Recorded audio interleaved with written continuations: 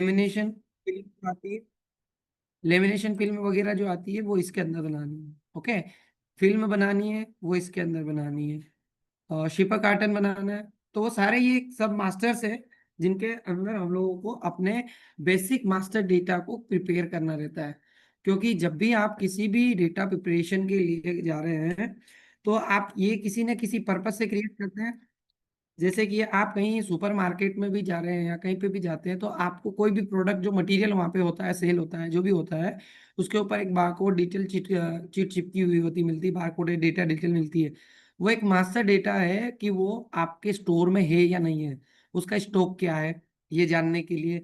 तो वो एक मास्टर डेटा है कि मान लिया एक सपोज मैंने सुपर मार्केट गया, एक बोतल कोई बोतल है अपनी, कोई जिसके लिए अपन पानी का बोतल है अपना, तो एक वो उसका नाम हो गया वाटर बोतल।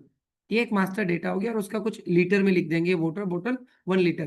तो 1 लीटर वाटर बोतल का एक मास्टर डेटा हो गया। अब उसका स्टॉक आपके पास 50,000 बोतल है, 100 बोतल है, 10,000 बोतल है, तो आप एक मास्टर के भी आप पे उस बोतल का स्टॉक चढ़ा दिया। तो आप एक मास्टर डेटा हो गया, देन वो स्टॉक डेटा इतना सारा उसका स्टॉक है। तो पर्टिकुलर मास्टर तो एक हुआ। नेक्स्ट टाइम भी जब भी वो मटेरियल आएगा तो हम लोग उसके उसी मास्टर को यूज करके उसका स्टॉक खड़ा कर लेंगे, उसी को परचेज करेंगे, राइट ना। तो पर्टिकुलर एक मास्टर डेटा का एक यूनिक कोड आइडेंटिटी रहती है, जिससे वो हम लोग उसको आइडेंटिफाई करते हैं कि उसका स्टॉक कितना है, उसका प्लानिंग कहाँ पे लेनी है, उसको सारा जहाँ पे भी यूज करना हो उस कोड के तौर पे हम लोग उसको आइडेंटिफाई कर लेते हैं। ओके, क्योंकि सेम पेपर सेम डिटेल सारी इंफॉर्मेशन और भी मिलेगा, only basic information same change हो जाती है। जैसे कि सपोज कोई अपन पेपर की अगर बात करता हूँ, तो पेपर में मेप्लीतो पेपर करके एक आता है, उसकी क्वालिटी है। तो उसमें बहुत सारे ऑप्शंस मिलते हैं, कि मेप्लीतो में बहुत सारे ऑप्शन होते हैं कि उसके जीएसएम अलग अलग के मिल जाते हैं। सेम जीएसएम भी मिल सकता है, साइजेस भी सेम हो सकती है, पर उसकी मील चेंज हो जाएगी। कभी मील चेंज नहीं होगी तो उसका जीएसएम चेंज होगा, जीएसएम चेंज नहीं होगा तो साइज चेंज होगी, है ना, साइज चेंज नहीं होगी तो उसका फिनिश चेंज होगा। तो बहुत सारे मास्टर डेटा एक जैसा होता है, पर उसका कुछ ना कुछ एक स्पेसिफिकेशन चेंज होती है, तो उससे वो अलग यूनिक आइडेंटिटी उसको क्रिएट करनी पड़ती है। ठीक है, अब यहाँ पे हम लोग एक मास्टर की बात करें तो मैं सबसे पहले एक रील मास्टर को ही ले लेता हूँ, देन हम लोग वन बाय वन करके चलते हैं। देखिए, सबसे पहले मास्टर डेटा जो प्रिपरेशन होता है वो ईआरपी से रिलेटेड, अगर मास्टर डेटा की अगर मैं बात करता हूँ तो मेरे को प्लानिंग करने के लिए, अगर अपनी टीम से कोई बताया पाएगा कि मेरे को अगर किसी भी मास्टर डेटा को प्रिपेयर करना है as a implementation, as a planning purpose से, तो जो मोस्ट इम्पोर्टेंट मास्टर डेटा होता है वो क्या होता है, वो आइडेंटिफिकेशन कौन देगा, थोड़ा सा एक जानकारी ले लेते हैं, देन उसके बाद मास्टर डेटा को एक्सप्लेन करता हूँ। ओके, तो मैं यहाँ पे किसी से पूछता हूँ, मेरे को एक बार बताइएगा। सपोज मैंने किसी से पूछ लेना है, हम्म, क्या मोस्ट इम्पोर्टेंट मास्टर डेटा क्या है जिसके भी आप पे अपना प्लानिंग वगैरह की हम लोग ट्रेनिंग स्टार्ट कर सकते हैं। एक लेवल का काम है, मतलब फर्स्ट लेवल के मास्टर हो गए, समझा, देखा जाए तो फर्स्ट लेवल के मास्टर क्या है और नेक्स्ट लेवल के मास्टर क्या है।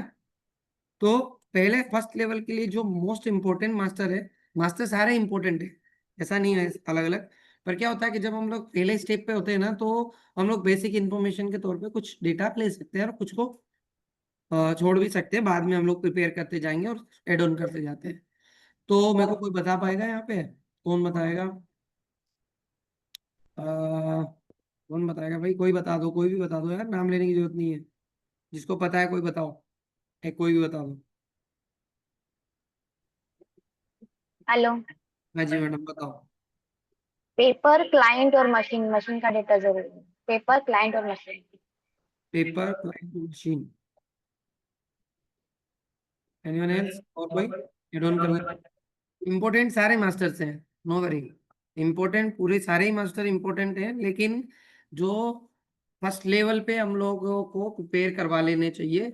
किसी को भी आइडेंटिफी, कभी भी कोई इम्प्लीमेंटेशन करने जा रहा है या कोई भी मास्टर डेटा प्रिपरेशन करवा रहा है किसी कस्टमर के तौर पे, एज ए इम्प्लीमेंटर हो सकता है, एज ए डेवलपर से भी अगर कोऑर्डिनेट कर रहा है और उसको डेटा प्रिपरेशन इंपोर्ट करने के लिए मास्टर डेटा मिल रहा है और वो सारा मिल गया, तो उसकी फर्स्ट प्रायोरिटी क्या होनी चाहिए?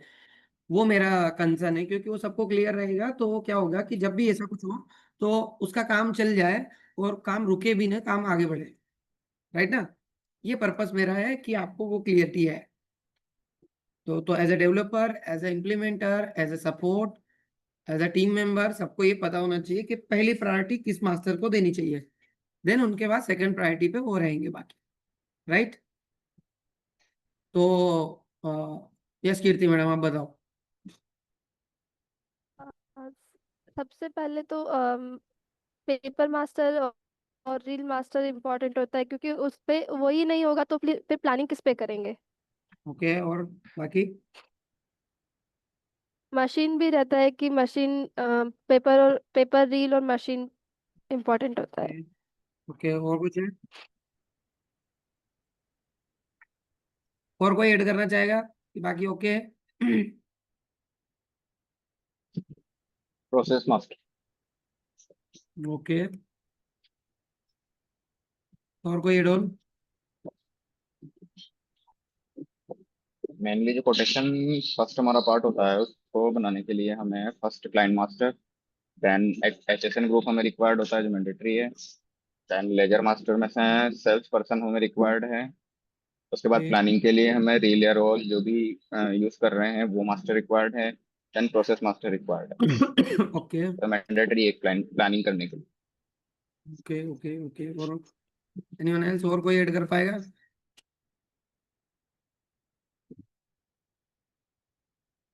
चलिए, नो प्रॉब्लम। तो अगर किसी को अगर ऐसा कुछ लिखना है, नहीं बोल पा रहे, मैसेज भी कर सकते हैं जैसे कि किसी ने किया है। Okay, machine client, paper reel roll machine client वगैरह वगैरह, ठीक है। तो फर्स्ट फेज का जो मास्टर डेटा है, जो सबने लगभग बताया, तो देखिए, अगर मेरे को किसी भी कस्टमर की बेसिक इन्फॉर्मेशन फर्स्ट फेज में लेनी है, क्योंकि अगर उसको डिले करना है, क्योंकि टाइम लगता है मास्टर प्रिपरेशन पे, तो डिले हो रहा है, तो हम लोग बेसिक मास्टर डेटा में लाइक पेपर रील और मशीन्स और ऑपरेशन हम लोग बना के ऑलरेडी दे रहे हैं। रेट सेटिंग वगैरह हम लोग साथ में बैठ के करते हैं। तो पेपर की इंफॉर्मेशन डाल दिया, देन मशीन की इंफॉर्मेशन डाल दिया, और अगर देखा जाए तो अदर देन ज़्यादा से ज़्यादा इंक मास्टर जो है, जो हम लोग सिस्टम में ले सकते हैं स्टार्टिंग में। क्योंकि हम लोगों का दोनों चीजें हैं कि आप इन्वेंट्री की ट्रेनिंग भी पेपर मास्टर और inventory master, sorry, reel master के तौर पे स्टार्ट कर सकते हैं। ओके। दूसरा, आपका इन्वेंट्री ट्रेनिंग उधर स्टार्ट भी हो सकता है, और आपका कोटेशन का ट्रेनिंग के लिए मशीन की रिक्वायरमेंट जरूरी होगी, तो मशीन किसी पे प्लान आना है, और पेपर उस पे प्लान दिखाना होता है। तो दो स्पेसिफिकेशन, ये डिटेल भी अगर हम लोगों ने डाला और इंपोर्ट किया, सिस्टम में डाल दिया, देन हम लोग एक लेवल का प्लानिंग का एक ट्रेनिंग स्टार्ट कर सकते हैं। तो एज ए इम्प्लीमेंटर का काम भी स्टार्ट हो जाता है, एज अ ट्रेनिंग, और कस्टमर भी बिजी होना हो जाता है, और अपना काम भी इधर चालू हो जाता है, और स्टॉप नहीं होता वर्किंग। तो एज ए फर्स्ट फेज में पेपर रील मशीन्स और other than laminate, sorry, ink वगैरह, बेसिक मास्टर डेटा ले लेना चाहिए। अगर मैं ऑफसेट की बात कर रहा हूँ, जिसमें कोरोगे अपना ऑफसेट का हो, और उसमें बुक ब्रोशर वगैरह का काम हो, है ना, कमर्शियल का पैकेजिंग हो, कमर्शियल का हो। अगर फ्लेक्सो की अगर बात करें, तो उसके लिए आपको मशीन, उसके सिलेंडर इंफॉर्मेशन वो बहुत मस्त रहती है, क्योंकि मशीन जो बनती है फ्लेक्सो में, मशीन में सिलेंडर लगते हैं, राइट ना? टीथ टीथ वाइज सिलेंडर की इंफॉर्मेशन होती है, तो वो सिलेंडर मास्टर रहेगा। देन उसके भी आप पे रोल मास्टर होगा, ना कि पेपर होगा, रोल मास्टर होगा। तो रोल मास्टर होना चाहिए, टीथ होने चाहिए, प्रोसेसेस होने चाहिए, कॉस्टिंग एक लेवल का आ जाएगा, और साथ में बैठ करके ट्रेनिंग स्टार्ट हो सकती है। साथ में बैठ करके, और हम लोग उसका रेट सेटिंग भी करवा सकते हैं, एक प्लानिंग दिखा करके ट्रेनिंग स्टार्ट कर सकते हैं। ओके। और एज ए डेवलपर टीम के लिए भी ये बेटर रहेगा कि आप सबसे पहले प्रायोरिटी पे ये मास्टर डेटा सारा पहले इंपोर्ट हो, देन धीरे धीरे बाकी मास्टर ऑर्डर जनरेट हो। राइट ना? ओके। तो हम लोग का मास्टर डेटा का प्रिपरेशन का मतलब यही था।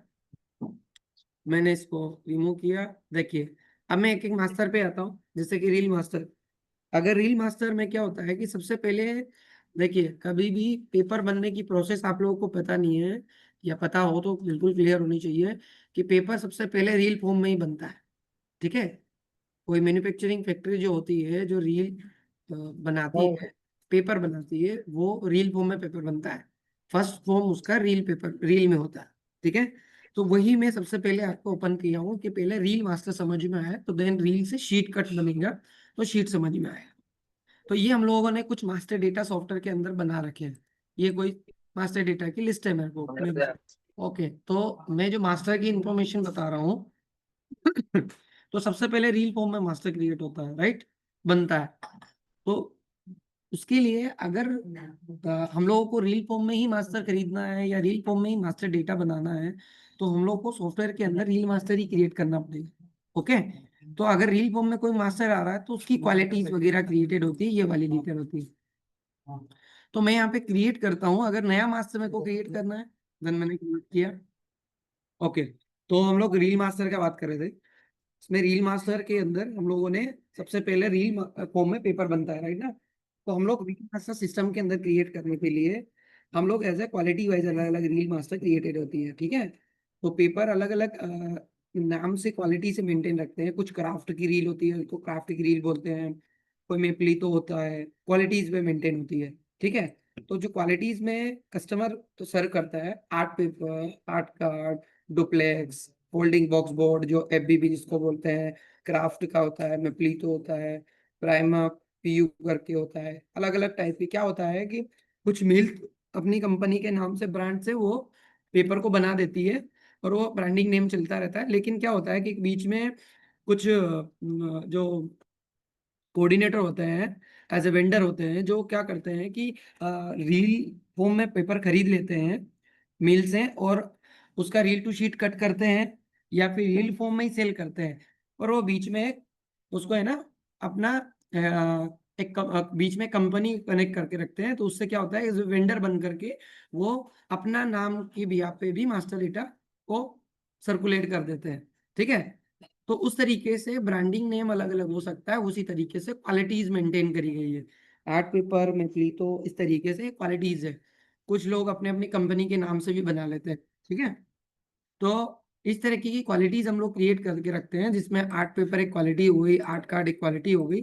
तो जैसे कि आर्ट पेपर का कोई लिया अब उसमें एक क्वालिटीज हो गई, क्वालिटीज में तो कोई कंफ्यूजन नहीं है ना, मतलब उस पर्टिकुलर पेपर का नेम एक तरह से उसकी क्वालिटी। ओके, उसके बाद बीएफ होता है, ब्रस्टिंग फैक्टर होता है। पर्टिकुलर किसी पेपर पे कितने फोर्सेस से हम लोग प्रेशर डालें कि वो एक फट जाए, तो वो ब्रस्टिंग फैक्टर होता है उसका, है ना। तो वो बीएफ होता है। तो वो क्राफ्ट के पेपर में अधिकतर आपको क्राफ्ट की रील में ही बीएफ आपको अधिकतर मिलेगा, बाकी में नहीं मिलता। ओके, तो ये बीएफ होता है, ब्रस्टिंग फैक्टर बोलते हैं इसको।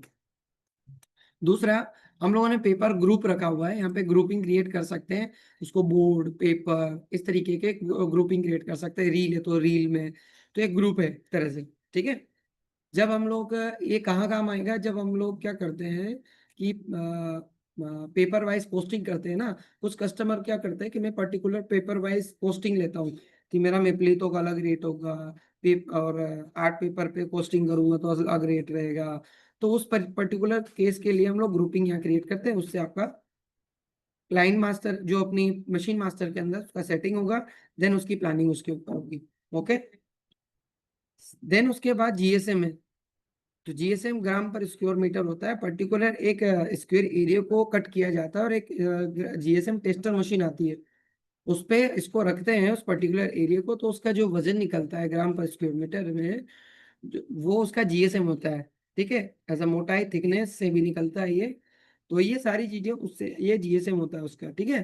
तो एक जितना मोटा पेपर होगा उतना जीएसएम उसका ज्यादा होगा, क्योंकि एक स्क्वायर मीटर के टुकड़े को काट करके वो जीएसएम टेस्टर मशीन पे अगर आप रखोगे तो उसका जो ग्रामेज निकलेगा वो ज्यादा निकलेगा, जैसा वजन ज्यादा होगा। तो जितना मोटा पेपर उतना ज्यादा ग्रामेज, जितना पतला पेपर उतना ग्रामेज कम। ओके, इसी तरीके से कैलिपर है, थिकनेस होती है। अगर आपने समझा हो तो, जिसने भी प्लानिंग समझी है थोड़ा सा समझा है, आपकी बुक आती है उसमें पीछे स्पाइन होती है, स्पाइन बोलते हैं। डायरी बुक वगैरह आप मेंटेन तो करते हैं। तो आप अगर सिंगल पेज को पकड़ेंगे, आपके पास एक कोई पेज है पास में अगर, तो उसका मोटाई देखिए बहुत कम होगा, 0.001% ऐसा कुछ आ रहा होगा, 0.001 करके। पर लेकिन आप इसी तरीके के नंबर ऑफ पेजेस जो होंगे उनको 20 पेज या 50 पेज या 100 पेज को एक साथ लीजिए, तो आपका कितना बड़ा वो उसकी स्पाइन बन जाती है, मतलब मोटाई हो जाती है। तो ज्यादा से ज्यादा पेपर जो होता है उसका मोटाई, वो पेपर से अकाउंटेबिलिटी आती है उसकी पूरी। तो कैलीपर वो होता है पर्टिकुलर मोटाई, थिकनेस होती है पर्टिकुलर पेपर की, इसका मतलब ये होता है।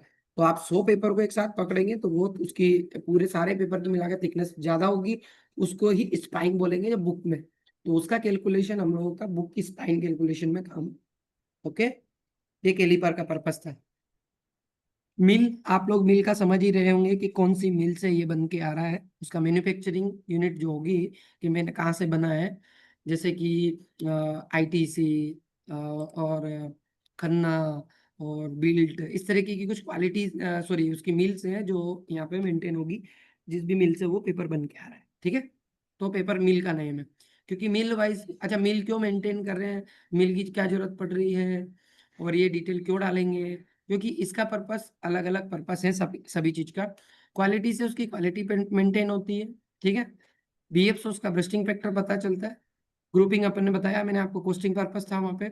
जीएसएम में उसका जीएसएम थिकनेस होती है, इसी से उसका वजन निकलता है, पेपर का वेट निकलता है जीएसएम से, क्योंकि ग्राम पर स्क्वायर मीटर से एक स्क्वायर मीटर का आपका एक फॉर्मूला जो है, जो आप सबको पता होगा, length into width into GSM divide by one के पीछे 9 टाइम जीरो जब आप लगाते हैं तो पर्टिकुलर एक शीट का वजन निकल के आता है।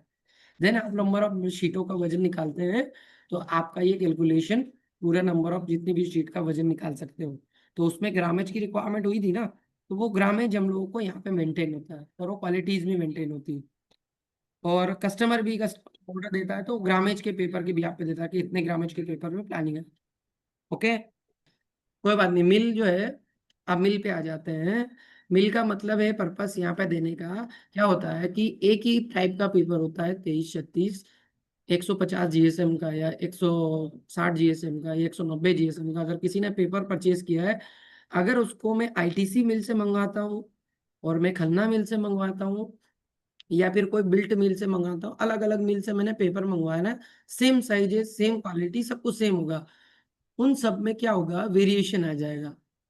ठीक है, इसलिए मिल मिल को मेंटेन करते हैं, क्योंकि क्या होता है उसकी थोड़ी सी फिनिश में या उसकी क्वालिटीज में, क्योंकि होता है ना, आप किसी भी मिल का अपन कपड़े भी खरीदते हैं तो वो एक तरीके वो कपड़े का कोई क्वालिटीज तो होता ही है, उसकी टाइप के क्वालिटी लेते हैं, पर हम लोग कुछ रेपुटेटेड कंपनी पे प्रेफर करते हैं कि रेमंड का लूंगा, इस तरीके की कुछ क्वालिटीज मेंटेन करते हैं, तो वो पर्टिकुलर कंपनी टू वेरी करता है उस कपड़े पे। इसी तरीके से पेपर पे भी वो क्वालिटी मेंटेन करता है एज अ मिल, मिल से वेरी करता है कि आईटीसी मिल का होगा तो थोड़ा अच्छा होगा, हो सकता है खन्ना का उससे और अच्छा हो।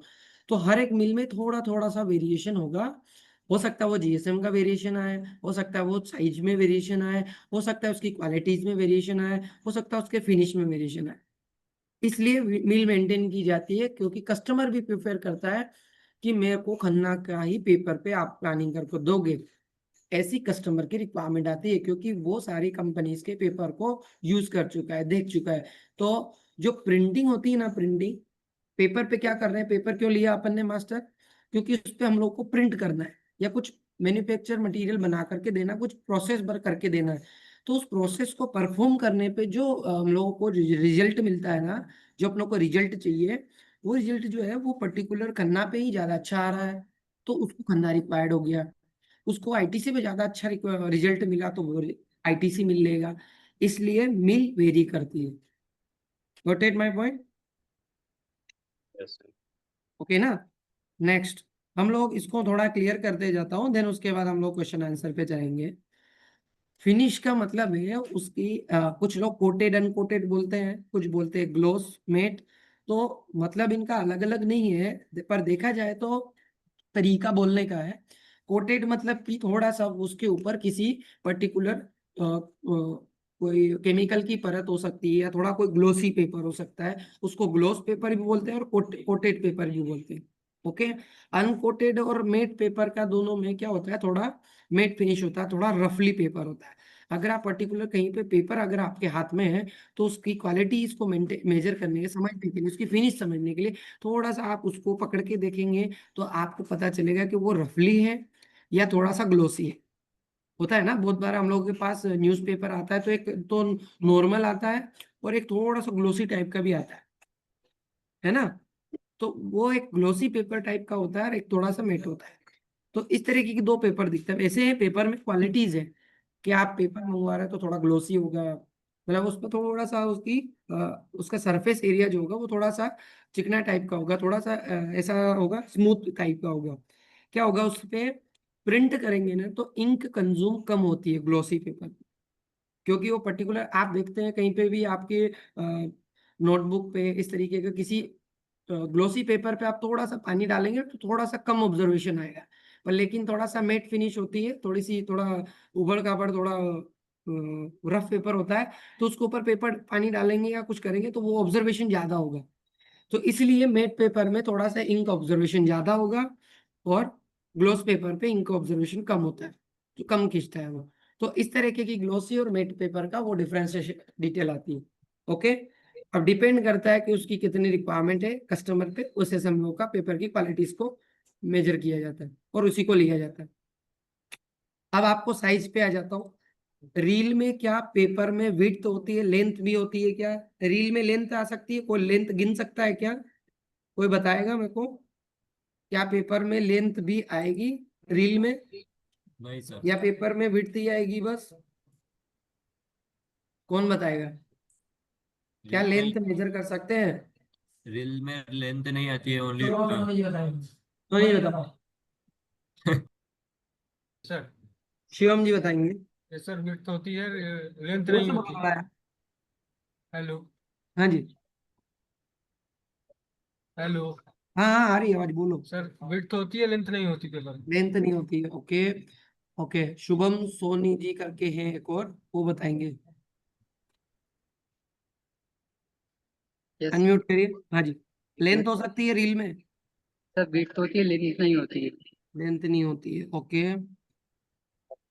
और कोई? ये इंडस से कौन ज्वाइन है? इंडस, और ये कैमरे भी सबके ऑफ है,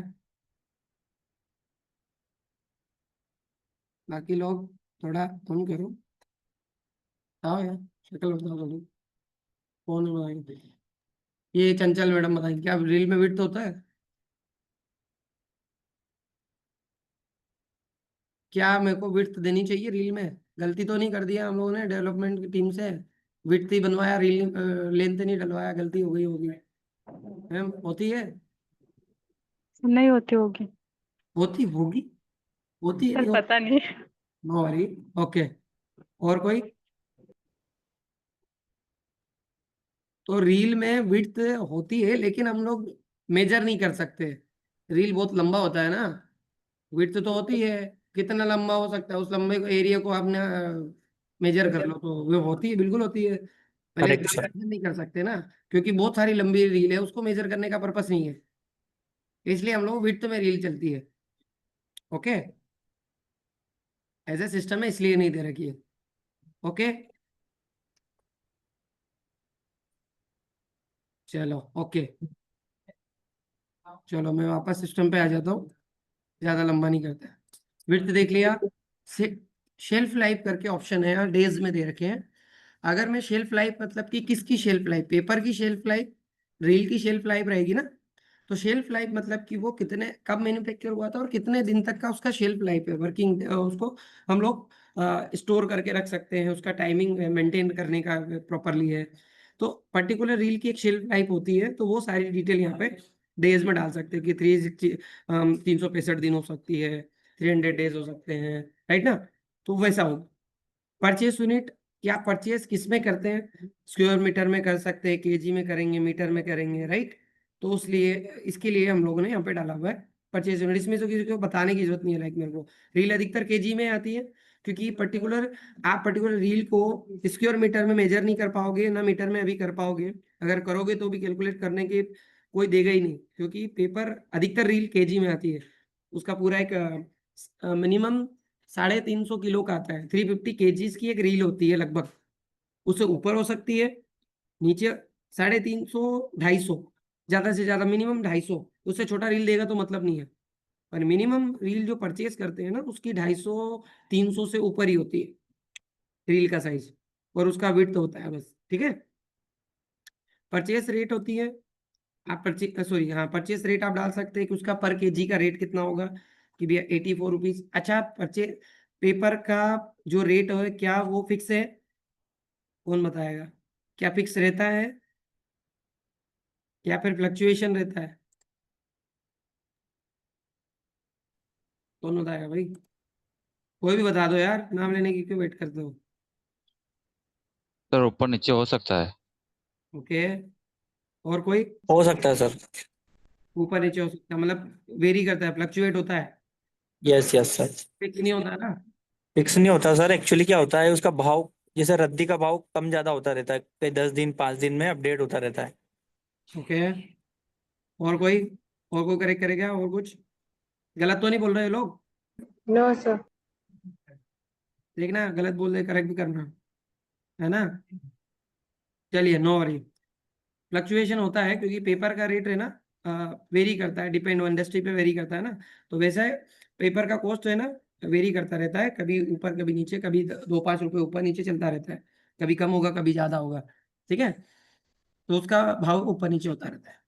तो हम लोग यहाँ पे परचेस रेट डाल के रखते हैं, वो सारी डिटेल आ जाती है। ओके, उसके बाद हम लोगों ने यहाँ पे क्या डिटेल आ गया? रीऑर्डर क्वांटिटी, और एक और साथ में इसी पे होगा मिनिमम स्टॉक लेवल। दोनों आप देखिए, ये दोनों आप लोगों को काम आएंगे जब हम लोग क्या करते हैं, पर्टिकुलर किसी रील का कंटिन्यू स्टॉक अपने को रखना ही होता है कि इससे स्टॉक मेरे पास मिनिमम स्टॉक से लेवल से कम नहीं होना चाहिए। एक स्टॉक मास्टर मेंटेन करने के लिए, स्टॉक मेंटेन करने के लिए अपने पास एक विंडो है मिनिमम स्टॉक लेवल, और रीऑर्डर क्वांटिटी का मतलब ये है कि मिनिमम स्टॉक लेवल से कम नहीं होना चाहिए, और उसके बाद अगर वो कम होता है तो ऑटोमेटिकली सिस्टम इंडेंट रेज करे, और वो कितने का होना चाहिए, वो रीऑर्डर क्वांटिटी में जितने डाल के रखते हैं वो ऑटोमेटिकली इंडेंट रेज होता है। ओके, इस पर्पज से हम लोगों ने ये दोनों विंडो देखी है। और ये कैसे इंडेंट रेज होगा? अच्छा, आप लोगों ने जब रिक्विजिशन बनाई होगी, purchase requisition, most of the लोगों ने रिक्विजिशन वाला विंडो देखा होगा, नहीं देखा तो दिखाएंगे आपको। पर उसमें आप लोगों ने एक इंडेंट रेस करने का एक विंडो देखा होगा, ऑटोमेटिकली कुछ इंडेंट ऑटोमेटिक जनरेट होते हैं, कुछ हम लोग क्रिएट करते हैं, है ना? तो ऑटोमेटिक इंडेंट क्रिएट करने का पर्पस इस मिनिमम स्टॉक लेवल से होता है। अगर मैंने यहाँ पे मिनिमम स्टॉक लेवल 2000 क्वांटिटी डाल दी है, तो 2000 केजी स्टॉक यूनिट्स, इस स्टॉक यूनिट्स मान लिया केजी है, और मैंने यहाँ पे केजी डाल दिया 2000 केजी। अगर मेरा 2000 केजी से जैसे ही कम स्टॉक हुआ, चाहे वो 1 केजी कम होगा, तो सिस्टम क्या करेगा, रीऑर्डर क्वांटिटी के अंदर मैंने 1000 डाला हुआ है, तो क्या करेगा, ऑटोमेटिक सिस्टम 1000 का इंडेंट रेस कर देगा परचेस करने के लिए। ओके, तो इन दोनों का पर्पस वो अपना इंडेंट रेस करने से भी और stock minimum stock level maintain करने से भी। ओके, एस्टिमेटेड यूनिट्स, कस्टमर पूछता है कि मैंने खरीदा तो 50 रुपए में है, लेकिन मैं कस्टमर को चार्ज 51 रुपीज में करता हूँ। अच्छा, मेरे को बताइए, आप लोगों ने किसी भी एक कोई नई शॉप पे, किसी का अपना खुद का शॉप भी हो सकता है, अपने यहाँ जितने लोग बैठे हैं उसमें जरूरी नहीं है, तो किसी का शॉप हो सकता है, किसी ने कुछ ऐसा काम किया होगा जो हम लोगों ने खरीदा कम में था और सेल ज्यादा में किया है। ऐसे बहुत सारे लोगों ने कुछ ना कुछ किया ही होगा। तो अच्छा, हम लोग खरीदेंगे उतने में ही सेल कर सकते हैं क्या? अगर वो पुराना है उसकी बात नहीं कर रहा हूँ। अगर मैंने कोई खरीदा है, कोई शॉपकीपर जो होता है, जो भी पर्सन होता है, क्या वो खरीदता है उतने में ही सेल कर देता है क्या? नो नहीं सर। करता सर। उसकी कॉस्ट ऐड करता है कि नहीं? या तो उसकी ट्रांसपोर्ट कॉस्ट ऐड करता है, या फिर उसको स्टोर करने का कॉस्ट ऐड कर देता है, कुछ ना कुछ उसकी कॉस्ट, एडिशनल कॉस्ट ऐड करके देगा।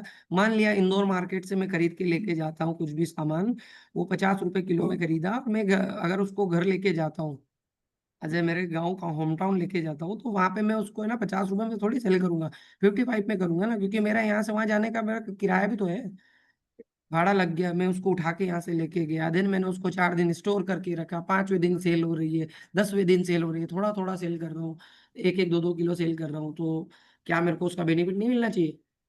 इसीलिए हम लोग बल्क में परचेज भी, पेपर भी परचेज करके रखते हैं, तो कस्टमर को हम लोग 1 या 2 रुपीज एक्स्ट्रा चार्ज करते हैं ना, बिकॉज ऑफ अपने को ट्रांसपोर्टेशन खर्चा भी लगा, उसको लाने का गाड़ी का खर्चा लग गया, हम लोगों का पर्सन उसके लिए रिलेवेंट था जो गाड़ी लेके आया, अपने आप उतरवाने के लिए एक स्टोर कीपर था जो उसने जीआरएन करा, स्टोर से उतरवाया, स्टोर में रखा, फिर स्टोर से उठा करके वापस से गाड़ी में लोड किया या फिर प्रिंट किया, जो भी पर काम किया, तो सारा अपना लेबर वर्किंग, उसका टाइम कॉस्ट, और उसके बाद वो ट्रांसपोर्टेशन खर्चा सब जोड़ करके हम लोग कस्टमर को चार्ज करते हैं। तो एस्टीमेट परचेस यूनिट अलग होती है, एस्टिमेटेड कॉस्ट अलग होती है, जो कस्टमर को चार्ज करने पर्पज से होती है। इसका सीधा सीधा मतलब है कोटेशन से, जब हम लोग कोटेशन बनाएंगे तो 50 रुपए में खरीदा, 51 में कस्टमर को चार्ज करेंगे। Got it? क्लियर? आगे बढ़ते हैं। एस्टिमेशन रेट, सॉरी ये यूनिट थी, केजी में ही कर रहे हैं तो केजी में ही करेंगे, ये केजी हो जाएगा। और मैं यहाँ पे उसका रेट डालूंगा कि भैया 50 की जगह 55 में ले रहा, यहाँ 50 है, मैंने यहाँ 55 डाला। ओके, ये केजी में लिया था। अगर मैं पेपर ले रहा हूँ, बीएफ अगर उसका ले रहा हूँ, सॉरी बीएफ होता नहीं है आर्ट पेपर में, क्राफ्ट में होता है। पेपर में बोर्ड लिया, पेपर लिया है, पेपर भी ले सकता हूँ, रील भी लिख सकता हूँ, टाइपेबल है। ठीक है, ये हो गया। जीएसएम मैंने 250 जीएसएम ले लिया। ठीक है, ये मिल भी मैं ऐड कर लेता हूँ। ये देखिए, ये देखिए कैलिपर ऑटोमेटिक कैलकुलेट किया सिस्टम ने। अब कैलिपर के लिए हाँ कैलकुलेशन का एक बार बता देता हूँ। इसने, हम लोगों ने एक सिस्टम के अंदर एक स्टैंडर्ड तरीका डाला हुआ है कि वो ऑटो कैलकुलेट करे। वो जीएसएम डिवाइड बाय 1000 करके एक फॉर्मूला सेटेड है, जीएसएम डिवाइड बाय 1000, उससे वो कैलिपर निकाल लेता है। अभी ये ये एक्यूरेट फॉर्मूला नहीं है, ये मार्केट स्टैंडर्ड फॉर्मूला नहीं है, लेकिन ये एक बेसिक फॉर्मूला है जिससे लगभग लगभग 90% डेटा अपना एक्यूरेट आता है कैलिपर का। ओके, मार्केट में इसके कुछ स्टैंडर्ड फॉर्मूले भी हैं, कुछ अलग अलग लोगों के अलग अलग तरीके। ठीक है, तो हम लोगों ने ओनली एक फॉर्मूला डाला है 250, जो आपका जीएसएम है, डिवाइड बाई 1000, उससे आपका कैलिपर निकले। फॉर्मूला ओके, नोट डाउन कर लेना, कभी भी पूछ सकता हूँ मैं। ठीक है, जीएसएम डिवाइड बाई 1000 अभी ये चल रहा है कैलिपर में। और पेपर का वेट कैलकुलेशन का फॉर्मूला है length into width into GSM divide by 1 के पीछे 9 टाइम्स 0। ये एमएम का फॉर्मूला है। ठीक है, साइज एमएम में लेनी है, ना कि इंचेस में। ओके, ये अपना हो गया फॉर्मूले दोनों। देन हम लोग यहाँ पे आ जाते हैं वापस से स्टॉक यूनिट। क्या परचेस तो केजी में करते हैं, स्टॉक रीडिंग मीटर में रखता हूँ, या स्टॉक में परचेस करूंगा केजी में, लेकिन स्टॉक रखूंगा शीट में, है ना। तो इस तरीके से रील तो केजी में है तो केजी में रख पाओगे आप। पर्टिकुलर एक एक पूरा रील का आधा अधूरा निकाल तो सकते नहीं हो ना, इसके लिए स्टॉक का यूनिट यहाँ पे डालने की जरूरत नहीं है। ओके, ज्यादा लंबा चौड़ा नहीं करता हूँ। कैटेगरी जनरल है, एडवांस कैटेगरी, इसकी कैटेगरीज में आता है पेपर की, कुछ कैटेगरीज मेंटेन करके रखते हैं कुछ लोग, उसके लिए हम लोगों ने कैटेगरी दे रखी है। अभी हम लोगों ने इसका कोई रिलेवेंट इंफॉर्मेशन कनेक्शन नहीं दिया है, ये ओनली एज अ कैटेगराइज करने के पर्पज से। ठीक है, एक मार्केट स्टैंडर्ड पेपर होता है, अगर स्टैंडर्ड टिक करता हूँ मैं तो क्या होता है कि जब प्लानिंग करते टाइम कोटेशन बनाए पे एक स्टैंडर्ड टिक का काम आता है। इसका कनेक्शन मैं आपको कोटेशन बनाते टाइम बताऊंगा। यहाँ पे टिक करना मतलब कि standard master data. Standard like मैं बता देता हूँ थोड़ा सा, तो जो मार्केट से स्टैंडर्ड साइजेस पेपर मिलते हैं लाइक 23-36, 25-36, 18-23, 30-30, और 31.5, 41.5, और कभी कभी 30-40 भी बोल देते हैं लोग। तो इस तरीके के जो पेपर हैं, ये जो मैंने साइजेस बोली, ये मार्केट स्टैंडर्ड साइजेस है, जो मार्केट में मिलती ही मिलती है। ओके, जो किसी भी पर्टिकुलर रिक्वायरमेंट पे नहीं बनती है, ये मार्केट स्टैंडर्ड साइजेस है जो हर बार बन करके स्टोर की जाती है। ओके, अदर देन जो रिक्वायरमेंट होती है रील साइजेस में, रील की कोई स्पेसिफिक साइज नहीं होती, रील की विड्थ होती है, 23 की रील हो सकती है, 25 की रील हो सकती है, 50 की रील हो सकती है। वैसे रील का मैन्युफैक्चर पर डिपेंड करता है वो कितने का उसमें वो उसके पास सिलेंडर है, उसके बिया पे वो बनाता है। तो रील जो बनती है उसके कुछ विड्थ एरिया फिक्स होते हैं, 23 की रील होती है, 35 की रील होती है, 36 की रील होती है। इस तरीके का रील का भी एक विड्थ डिसाइडेड होता है, जिसको स्टैंडर्ड बोल सकते हैं, स्टैंडर्ड साइजेस मार्केट। तो स्टैंडर्ड समझ में आया ना। बाकी रेगुलर साइजेस में जो रेगुलर कंटिन्यू रहती है, रेगुलर आइटम हो सकते हैं, जो रेगुलर स्टैंडर्ड भी है और रेगुलर भी है, तो रेगुलर यूज में आ रहे वो रेगुलर हो गए। बाकी 15-20 पेपर काट लिया, अलग अलग स्पेशल साइजेस आती है, वो स्पेशल में है, ये स्टैंडर्ड। ओके, अब जो रेगुलर यूज होना तो रेगुलर आइटम में टिक कर सकते हैं। ठीक, आपका HSN कोड क्या होता है, जीएसटी पर्पज से गवर्नमेंट ने एक जीएसटी पर्पज से कुछ हर एक आइटम मास्टर के एक HSN कोड डिफाइन करके रखे हैं गूगल पे। आप गूगल पे जाएंगे, आप किसी भी प्रोडक्ट का नाम डालिए और उसके HSN कोड सर्च कर सकते हैं। तो उस पर्टिकुलर आइटम का एक HSN कोड होता है। पहले क्या होता था, अभी भी कुछ लोगों को कंफ्यूजन है, पहले क्या था जब स्टार्टिंग आया था ना HSN कोड, तब क्या हुआ था कि हर आइटम का एक HSN कोड अलग अलग दिया था गवर्नमेंट ने, तो उसके भी पे उसका GST लगता था। फिर उसमें एक समझ में और फिर कंफ्यूजन आने लगा, क्योंकि बिना उस HSN कोड के आदमी कुछ भी गड़बड़ हो सकती थी। तो अभी क्या हो गया, कुछ कुछ मटेरियल टाइप के उन्होंने ग्रुपिंग मास्टर क्रिएट कर दिए, ग्रुप बना दिए, एक HSN कोड के ग्रुप भी बना दिए कि इस ग्रुप के सारे HSN कोड इसके अंदर आ जाते हैं। 12% वाले GHSN कोड इसमें आ जाएंगे, 18% वाला आ जाते हैं, ठीक है। उसके बाद आपका 5% वाला भी आता है, कि एक 28% वाला भी आता है। ये 4 तरह के GST परसेंटेज है, जो कि HSN कोड पे वेरी करते हैं। HSN कोड से आपका GST परसेंटेज और गवर्नमेंट उस पर नजर रखती है, आपके मटेरियल परचेज पे और उसके GST पे। ओके, तो वो HSN कोड है, उस HSN कोड के भी यहाँ पे आपका GST ओके, आ परसेंटेज। सकते हैं। हाँ, हुई है। ओके, तो HSN कोड हो गया। और ग्रुप क्या होता है कि ग्रुपिंग बना के रखते हैं, जैसे मैं भी ग्रुप बताया था। HSN डिस्क्रिप्शन, मान लिया पेपर का HSN कोड है, तो आपने HSN कोड तो यहाँ लिखा और यहाँ उसका ग्रुप का नाम लिया, जैसे क्राफ्ट पेपर का HSN कोड है 4804, तो ग्रुपिंग नेम अलग हो गया और HSN कोड अलग। तो नाम ग्रुपिंग कर सकते हैं, जैसे कि अपन ने नहीं बनाया था इंक का, सारे अलग अलग टाइप की इंक बना दी और इंक एक ग्रुप बना दिया, उसमें अलग अलग टाइप की इंक रखी, yellow, Shyam, magenta, yellow, black करके, ऐसा ग्रुपिंग कर दिया। ठीक है, पेपर में एक पेपर ग्रुप हो गया, उसके अंदर मेपली तो FBB अलग अलग टाइप के ग्रुपिंग हो गए, इस तरीके की डिटेल होगी। ठीक है। साथ ही में लीड टाइम, अब ये लीड टाइम का इंफॉर्मेशन एक बार मेरे को भी कंफर्म करना पड़ेगा, क्योंकि लीड टाइम कितना होता है, क्या होता है, अगर किसी को क्लियर हो तो बताना, है ना। मैं भी थोड़ा कंफ्यूज हूँ उसमें।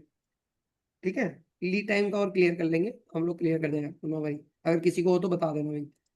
स्टॉक रेफरेंस कोड करके होता है, क्या होता है कि मास्टर के अंदर क्या होता है कि सब लोग अपने सॉफ्टवेयर से पहले कोई मास्टर डेटा मेंटेन करता है, कहीं पे मास्टर डेटा मेंटेन करे हुए रहते हैं। ठीक है, कहीं ना कहीं वो अपना मास्टर डेटा मेंटेन करके रखता है, कहीं यूज करके रखते हैं, तो उस मास्टर डेटा का उनका स्टॉक कोड भी होता है पुराना कुछ।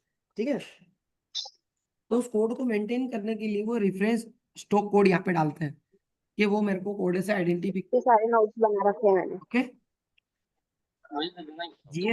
GST परसेंटेज का डिटेल भी यहाँ पे दिया हुआ है कि GST परसेंटेज कितना ग्रुप पे और ये सर्टिफिकेशन टाइप होता है भाई। आजकल क्या हो रहा है कि कोई भी पेपर खरीद रहा है ना, तो उसका एक सर्टिफिकेशन डिटेल मांग रहा है, कि उसका किस तरीके का सर्टिफिकेशन है, 100% है, मिक्स करके है, वो सर्टिफिकेशन है टाइप आ रहा है कि पर्टिकुलर। आजकल जो भी सप्लायर है, उस पेपर का एक सर्टिफिकेशन टाइप से डिटेल आ रही है, तो वो यहाँ पे दी हुई है। ये अलग अलग टाइप की सर्टिफिकेशन डिटेल्स है आपका। इसका बेसिक इन्फॉर्मेशन के भी यहाँ पे नोट डाउन कर लेते हैं, मैं आपको इसको डीपली डिटेल लेकर के देता हूँ, ये किस पर्पज से हम लोगों ने यहाँ रखा है, उसका पर्पज भी कनेक्ट करेंगे। ठीक है, तो ये दो चीज, लीड टाइम और सर्टिफिकेशन टाइप, अपनों को बाद में एक बार मैं क्लियर करता हूँ। ठीक है, आइटम नेम में कोई दिक्कत नहीं है, आइटम नेम ऑटोमेटिकली सारा जो अपन क्रिएट कर रहे हैं वो ऑटोमेटिक आ जाएगा। टेली कोड का पर्पस है, टेली से अपन रिलेट करेंगे हम लोग। एक टेली इंटीग्रेशन करते हैं सॉफ्टवेयर के अंदर, उसका कोड मेंटेन करने के लिए मास्टर को इंटीग्रेशन के लिए उसका कोड यहाँ पे हम लोग डाल करके इंटीग्रेट करते हैं। ठीक है, या डेटा को आइडेंटिफिकेशन के लिए टेली कोड यहाँ डालते हैं। ओके, अब मेरे को ये जानना है कि सर्टिफिकेशन टाइप और लीड टाइम अगर अदर दिन मेरे किसी को पता है, जो टीम मीटिंग में बैठा हुआ साथ में, तो वो क्लियर कर सकता है। एनीवन एल्स, और कोई है? विष्णु,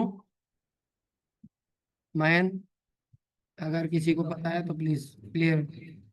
हाँ सर, टेली कोड का मुझे पता है। किसका? टेली कोड का तो बता दिया ना मैंने।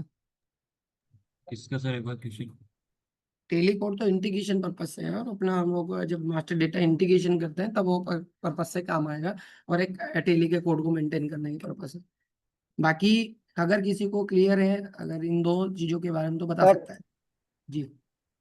लीड टाइम होता है जब अपन ने कोई ऑर्डर प्लेस करा हम्म, और उसके बाद जब अपने रिसीव करा, जिन दोनों के बीच का जो टाइम होता है, जितने दिन, इसको लीड टाइम बोलते हैं। एक मिनट, कौन बात बोल रहा है, प्लीज थोड़ा नाम बताएं। अंकित पाटीदार से। हाँ जी, क्या बोल रहे थे, बताओ। जब अपन ऑर्डर प्लेस करा किसी प्रोडक्ट का ओके। और जब उसको रिसीव करा अपन ने, हम्म, इन दोनों के बीच का टाइम होता है, वो लीड टाइम होता है। अच्छा, ऑर्डर जितने प्लेस किए, ऑर्डर प्लेस किया और तक वो आया, हाँ, और आया उस टाइम के लीड टाइम, राइट। ओके, मेरे को क्लियर नहीं है। ओके, नो वरी, हो सकता है ये एक बार क्लियर करेंगे, क्योंकि मेरे को नहीं पता है। तो जब नहीं पता है तो मैं ना हाँ सही बोल सकता हूँ ना गलत बोल सकता हूँ। क्लियर करेंगे, और किसी को कुछ पता हो तो बताएगा, है ना। और कोई है? चलिए, नो वरी, मैं क्लियर करके बता दूंगा आपको कल। ओके, तो मेरे को बताइए, पेपर मास्टर से सॉरी रील मास्टर से रिलेटेड जो बाकी मैंने एक्सप्लेन किया है उसमें किसी को कंफ्यूजन है क्या? सर मैं मेरे को पूछना है, हाँ जी, बोले। ये HSN कोड जो है, अगर मैं इसको HSN कोड एंट्री ना करूं तो इसका GST पर कुछ मतलब ये कैलकुलेट हो पाएगा या नहीं पाएगा, या कहीं कुछ इशू हाँ, आएगा? जी समझ देता हूँ। अगर आप पर्टिकुलर जब इसका कनेक्शन है आपके परचेज से, जब आप पर्टिकुलर मास्टर डेटा को परचेज करेंगे, राइट, यस। इसको परचेज करेंगे तो सिस्टम इस पे कितना परसेंटेज जीएसटी लगेगा वो कैसे आइडेंटिफाई होगा, राइट। वो आइडेंटिफिकेशन के लिए हम लोग यहाँ पे HSN कोड डिफाइन करते हैं। तो इस HSN कोड से आपको परचेस ऑर्डर पे उसका 12% जीएसटी लगना है, 18% जीएसटी लगना है, उस HSN कोड से डेटाबेस से ऑटोमेटिकली वो उठ करके वहां पे जीएसटी लग जाता है। ओके, आपको वहां पे अलग से चेंज कर आपको डालने की जरूरत नहीं होती। तो एक आइटम का HSN कोड यहाँ पे हम लोग इसलिए डाल, ये यूनिक होता है? यूनिक होता है। नहीं, यूनिक क्यों होता है? ये मास्टर डेटा ये बिल्कुल यूनिक तो ये बिल्कुल है। मास्टर मैंने बताया था कि ग्रुप ग्रुप वाइज बना हुआ है। ये आपको गूगल पे मिलेगा। अगर आप पर्टिकुलर रील से रिलेट अगर मेरे को रील खरीदनी है तो HSN कोड कौन सा यूज होगा, अगर आप गूगल करते हैं तो हम्म। आपको क्वालिटी वाइज अलग अलग भी वहां पे HSN कोड मिलेंगे, है ना। और यस। आप अगर ग्रुप वाइज लेंगे तो एज अ ग्रुप का 4804 एक HSN कोड ग्रुप का फिक्स भी है, ठीक है। यस। और यस। उसका 12% है या 18% है वो भी आपको हमें आइडेंटिफिकेशन मिल जाए। ओके, ठीक है। और कुछ? इसके अलावा सर ये पूछना था, जैसे रीऑर्डर क्वांटिटी करते हैं हम, तो रीऑर्डर क्वांटिटी का तो ठीक है, अगर नहीं होगी तो उसमें जीरो प्लेस कर देंगे। जीरो कर दोगे तो रीऑर्डर क्वांटिटी जीरो, वहां पे रीऑर्डर में क्वांटिटी आएगी क्या? नहीं, पर मेरा मतलब ये पूछने का, जैसे कि एक्चुअल जो ऑर्डर क्वांटिटी है उसको हम बढ़ा तो सकते हैं रीऑर्डर क्वांटिटी के थ्रू, बट सर, कम कर आप सकते हैं क्या? रीऑर्डर क्वांटिटी को यहाँ क्यों बढ़ाना? ये रीऑर्डर क्वांटिटी का पर्पस मैंने बताया था कि हम लोग जब इंडेंट रेज होता तो वो 1000 क्वांटिटी का इंडेंट रेज हो जाता। यस। तो वहां पे इंडेंट रेज होने के बाद आप परचेज पे कुछ भी करो, आपको एडिटेबल रहेगा वो, तो आप 1000 को 10,000 कर दो, नो प्रॉब्लम। वो हाँ तो सिस्टम हाँ। जनरेटेड है। रीऑर्डर मतलब कि वो सिस्टम जनरेटेड ऑटोमेटिकली आएगा, पर्पस उसका इतना सा है। ठीक है। उसके अलावा कुछ? इसके अलावा सर कल का डाउट है एक मेरे को, उसमें अभी मेरे करेंगे, को। 1 मिनट में वो क्लियर करेंगे पहले। बाकी और कुछ है कि किसी का इससे रिलेटेड, देन उसको मैं करते हैं 5 मिनट में। उसके बाद इससे रिलेटेड खत्म कर लेते हैं, देन उसके बाद नेक्स्ट पे आ जाएंगे। आपका वो कल का कर लेंगे डाउट क्लियर। और कुछ? और कोई पूछ रहा है? सब क्लियर है सबको? सर सप्लाई रेफरेंस हम क्या डालेंगे इसमें? हाँ, सप्लायर रेफरेंस में क्या होता है कि पर्टिकुलर किसी सप्लायर से रेफरेंस से डिटेल डलती है कि कौन से सप्लायर से मास्टर कनेक्टेड है। तो सप्लायर रेफरेंस डिटेल डलता है, उसका नाम डल सकता है, सप्लायर का नेम हो सकता है। जैसे कि खन्ना मिल का जो होता है तो एक सप्लायर का रेफरेंस इंफॉर्मेशन डाल सकता है। तो हम लोग इसका कि ये इस पर्टिकुलर सप्लायर से ही आता है, तो वो सप्लायर रेफरेंस डिटेल डाल सकते हैं हम लोग। सप्लायर की इंफॉर्मेशन डाल सकते हैं कि ये मटेरियल हम लोग को सप्लायर से मिलता है। और कुछ? और कोई? सर सर मैं बोल रहा था ये स्टैंडर्ड साइज का क्या सीन है? कहाँ पे स्टैंडर्ड साइजेस? वो हाँ, टिक जो स्टैंडर्ड, ओके, अच्छा, ये वाला। ये मैंने थोड़ी देर में बताया था कि जब हम लोग प्लानिंग करेंगे तो मार्केट में स्टैंडर्ड, ये पहली बात तो स्टैंडर्ड का मतलब तो कोटेशन से है।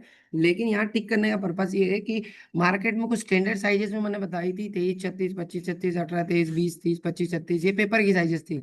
इसी तरीके से रील में भी कुछ स्टैंडर्ड साइजेस मार्केट में मिलती है कि 23 की रील मिलती है, 35 की रील मिलती है। तो वो स्टैंडर्ड मास्टर हो गया ना एक तरह से। तो स्टैंडर्ड मास्टर है, जब हम लोग कोटेशन बनाएंगे तो वहां पे हम लोग एक आपको प्लानिंग का ऑप्शन देंगे, स्टैंडर्ड टिक। तो क्या होगा, प्लानिंग सिस्टम उसी पे प्लान लेके आएगा जो स्टैंडर्ड जिस पे टिक लगा हुआ, बाकी पे प्लान नहीं लेके आएगा। ओके, यस मतलब ये सर। पर्टिकुलर और अदर देन रीलो से स्टैंडर्ड को अलग करता है। बस दिखाता है कि ये रील अवेलेबल है पर ये स्टैंडर्ड है, मार्केट साइजेस की स्टैंडर्ड में रील है ये। ओके, और कुछ बोल रहा है क्या कोई बाकी? ओके क्लियर है तो मैं बोल देता हूँ लोग, मैं करता हूँ क्लियर, क्वेश्चन मेरे को पूछने दो फिर। चलिए चलिए चलिए, स्टैंडर्ड साइजेस, पेपर की स्टैंडर्ड साइजेस मैंने जो 2-3 बोली है, वो कोई बताएगा मेरे को, जो मैंने बोली थी, लाइक किसको याद है बताएंगे? बताओ ये पार्थिव करके है ना? Yes sir. परिचय।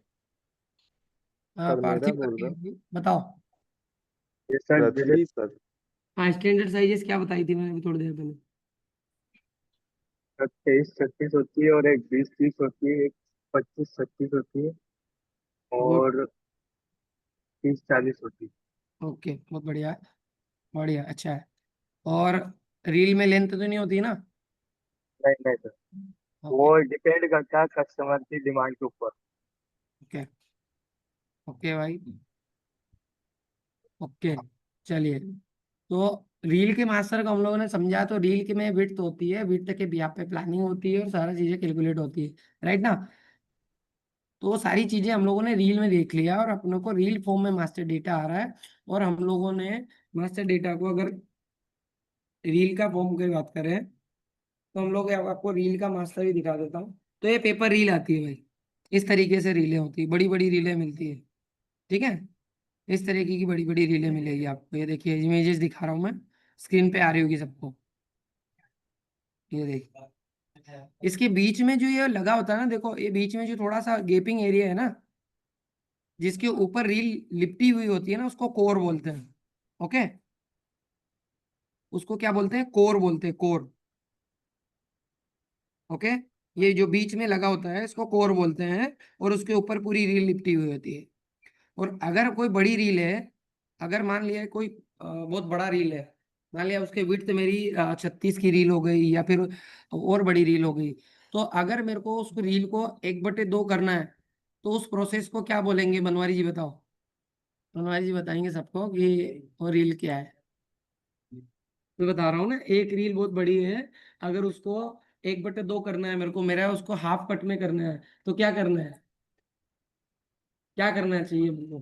स्प्लिटिंग करेंगे बीच ना, में से कर देंगे? स्प्लिटिंग करेंगे, स्प्लिटिंग करेंगे उसको। अच्छा, स्लीटिंग करेंगे, बिल्कुल स्लीटिंग करेंगे। और कोई किसी को क्लियर है स्लीटिंग मतलब? स्लीटिंग मतलब क्या होता है कि 36 की अगर मेरे पास एक बड़ी रील है, तो उसको बीच में से अगर मेरे को 23 की 2 रील करनी है, तो एक स्लीटिंग होता है। जंबो रोल स्लीटिंग जिसको बोलते भी हम लोग, एक सिस्टम अपन ने बना भी रखा है। रोल के 2 भाग में हम लोग उसको कट कर लेते हैं 23 की बीच से, तो एक रील स्लीटिंग होती है, 1/2 टुकड़े करते हैं उसके, तो जंबो रोल स्लीटिंग भी बोल सकते हैं या रील स्लीटिंग भी बोल सकते हैं, 1 के 2 टुकड़े होते हैं। और ये अधिकतर काम आपके जो रोल फॉर्म में जो पेपर आता है एज ए फ्लेक्सो में, उसमें 90% स्लीटिंग में ही काम होता है।